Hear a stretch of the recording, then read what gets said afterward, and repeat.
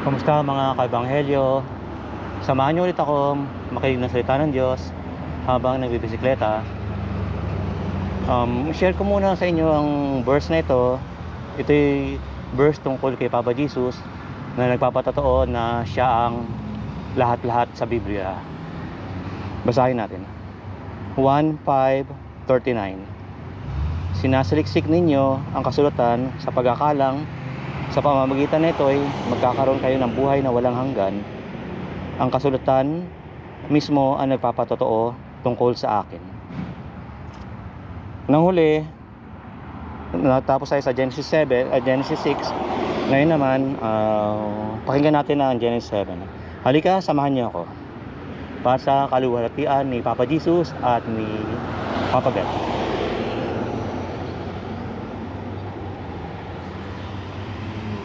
Henesis Kabanatang 7.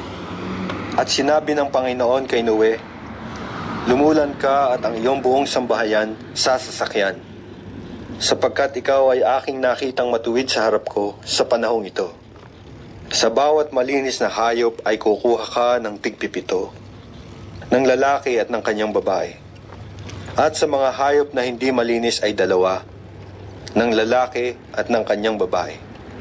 Gayon din naman sa mga ibon sa himpapawid, tig-7, ng lalaki at ng babae, upang ingatang binhing buhay sa ibabaw ng buong lupa. Sapagkat 7 araw pa at pauulanan ko na ang ibabaw ng lupa ng 40 araw at 40 gabi, at aking lilipulin ang lahat na may buhay na aking nilikha sa balat ng lupa. At ginawa ni Noe ayon sa lahat na iniutos sa kanya ng Panginoon. At may 600 taon si Noe nang ang baha ng tubig ay dumagsa sa ibabaw ng lupa. At lumulan sa sakyan si Noe at ang kanyang mga anak, at ang kanyang asawa, at ang mga asawa ng kanyang mga anak, dahil sa tubig ng baha.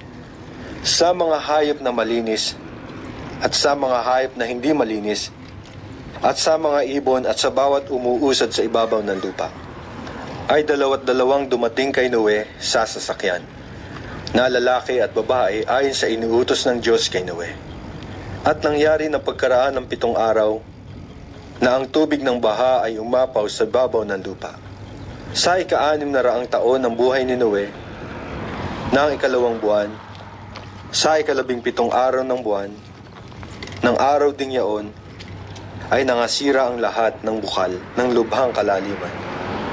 At ang mga durungawan ng langit ay nabuksan.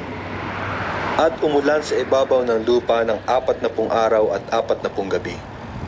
Nang araw ding yaon, ay lumulan sa sasakyan si Noe, at si Shem, at si Sham, at si Japet, na mga anak ni Noe, at ang asawa ni Noe, at ang 3 asawa ng kanyang mga anak na kasama nila.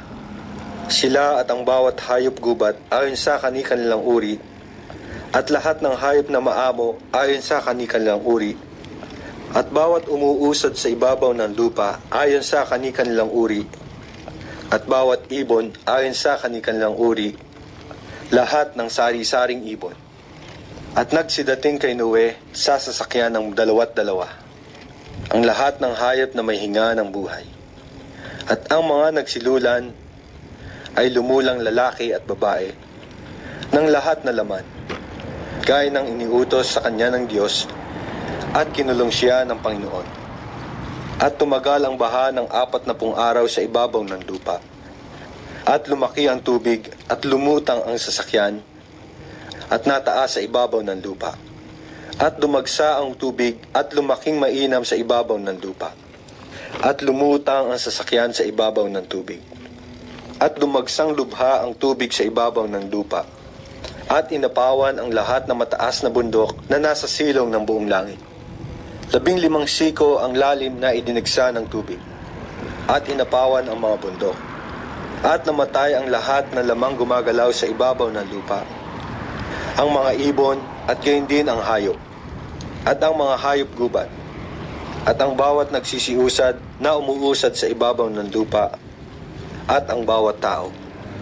Ang bawat may hinga ng diwa ng buhay sa kanilang ilong, lahat na nasa lupang tuyo ay namatay.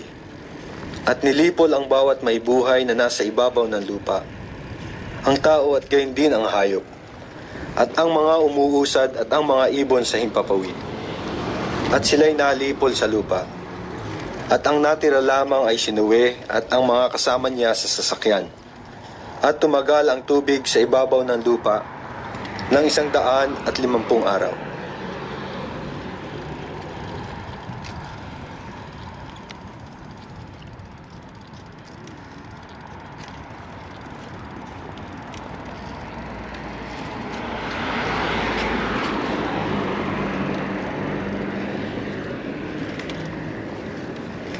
Genesis Kabanatang 8. At naalaala ng Diyos si Noe at ang lahat ng may buhay, at ang lahat ng hayop na kasama niya sa sasakyan.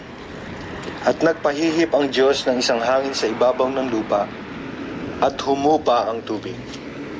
Natakpan din ang mga bukal sa kalaliman at ang mga dungawan ng langit, at napigil ang ulan sa langit. At humupang patuloy ang tubig sa lupa, at kumati ang tubig pagkaraan ng 150 araw. At sumadsad ang sasakyan ng 7 buwan, ng 7 araw ng buwan, sa ibabaw ng mga bundok ng Ararat. At ang tubig ay nagpatuloy ng paghupa hanggang sa 10 buwan. Ng 10 buwan, ng unang araw ng buwan, ay nakita ang mga taluktok ng mga bundok. At nangyari, pagkaraan ng 40 araw, na binuksan ni Noe ang dungawan ng sasakyan na kanyang ginawa. At siya'y nagpalipad ng isang uwak, at ito'y nagparuot pa rito hanggang sa natuyo ang tubig sa lupa. At nagpalipad siya ng isang kalapate upang tignan kung humupa na ang tubig sa ibabaw ng lupa. Datapwat hindi nakasumpong ang kalapate ng madapuan ng talampakan ng kanyang paa. At nagbalik sa kanya sa sasakyan, sapagkat ang tubig ay nangasa ibabaw pa ng buong lupa. At iniunat ang kanyang kamay at hinawakan at ipinasok niya sa sasakyan. At naghintay pa ng muling 7 araw, at muling pinalipad ang kalapati sa labas ng sasakyan. At ang kalapati ay nagbalik sa kanya ng dakong hapon, at narito't may dalang isang dahong sariwa ng olibo sa tuka. Sa gayon ay naunawa ni Noe na humupa na ang tubig sa lupa. At naghintay pang muli siya ng 7 araw, at pinalipad ang kalapati, at hindi na muling nagbalik pa sa kanya. At nangyari, ng taong 601, ng unang buwan ng unang araw ng buwan, ay natuyo ang tubig sa ibabaw ng lupa, at inalis ni Noe ang takip ng sasakyan at tumanaw siya. At narito't ang ibabaw ng lupa ay tuyo. At ng 2 buwan, ng 27 araw ng buwan, ay natuyo ang lupa. At nagsalita ang Diyos kay Noe na sinasabi, "Lumunsad ka sa sasakyan, ikaw at ang iyong asawa, at ang iyong mga anak, at ang mga asawa ng iyong mga anak na kasama mo. Ilabas mong kasama mo ang bawat may buhay na kasama mo sa lahat ng laman, ang mga ibon at ang mga hayop, at ang bawat nagsisiusad na umuusad sa ibabaw ng lupa, upang magsipanganak ng sagana sa lupa, at magpalaanakin, at mangagsidami sa ibabaw ng lupa." At lumunsad si Noe, at ang kanyang mga anak, at ang kanyang asawa, at ang mga asawa ng kanyang mga anak na kasama niya. Ang bawat hayop, bawat umuusad at bawat ibon, anumang gumagalaw sa ibabaw ng lupa, ayon sa kani-kanyang angkan, ay nangagsilunsad sa sasakyan. At ipinagtayo ni Noe ng isang dambana ang Panginoon, at kumuha sa lahat na malinis na hayop, at sa lahat na malinis na ibon, at nag-alay ng mga handog na susunugin sa ibabaw ng dambana.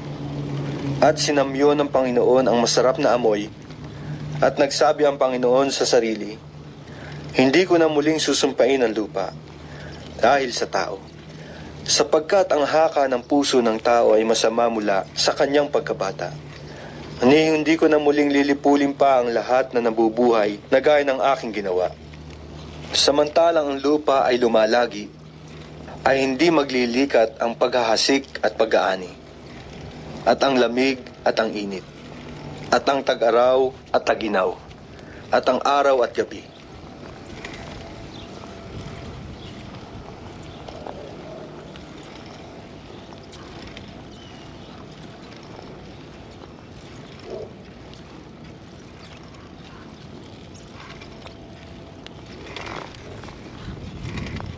Henesis Kabanatang 9. At binasbasan ng Diyos si Noe at ang kanyang mga anak, at sa kanila'y sinabi, kayo'y magpalaanakin at magpakarami at inyong kalatan ng lupa. At ang takot sa inyo at sindak sa inyo ay mapapa sa bawat hayop sa lupa at sa bawat ibon sa himpapawid. Lahat ng umuusad sa lupa at lahat ng isda sa dagat ay binibigay sa inyong mga kamay. Bawat gumagalaw na nabubuhay ay magiging pagkain ninyo. Gaya ng mga sariwang pananim na lahat ay binibigay ko sa inyo. Ngunit ang lamang may buhay na siyang dugo ay huwag ninyong kakainin. At tunay na hihingin ko ng sulit ang inyong dugo, ang dugo ng inyong mga buhay. Sa kamay ng bawat ganid ay hihingan ko ng sulit. At sa kamay ng tao, sa kamay ng bawat kapatid ng tao ay hihingan ko ng sulit ang buhay ng tao. Ang magbubuo ng dugo ng tao, sa pamamagitan ng tao ay mabubuo ang kanyang dugo, sapagkat sa larawan ng Diyos nilalang ang tao. At kayo'y magpalaanakin at magpakarami. Magsilago kayo ng sagana sa lupa, at kayo'y magsidami riyan.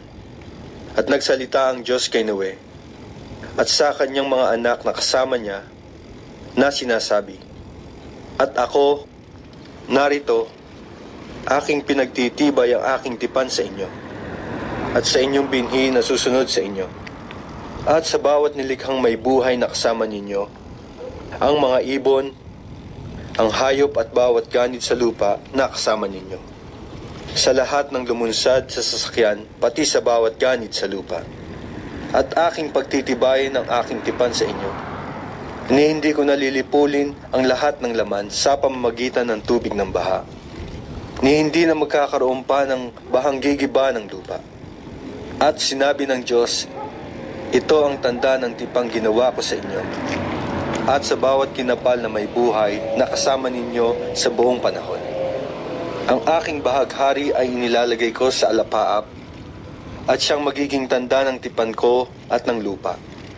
At mangyayari, pagka ako'y magbababa ng isang alapaap sa ibabaw ng lupa, na makikita ang bahaghari sa alapaap, at aalalahanin ko ang aking tipan, na inilagda ko sa akin at sa inyo, at sa bawat kinapal na may buhay sa lahat ng laman. At ang tubig ay hindi na magiging bahang lilipol ng lahat ng laman. At ang bahaghari ay pasa sa alapaap, at aking mamasdan, upang aking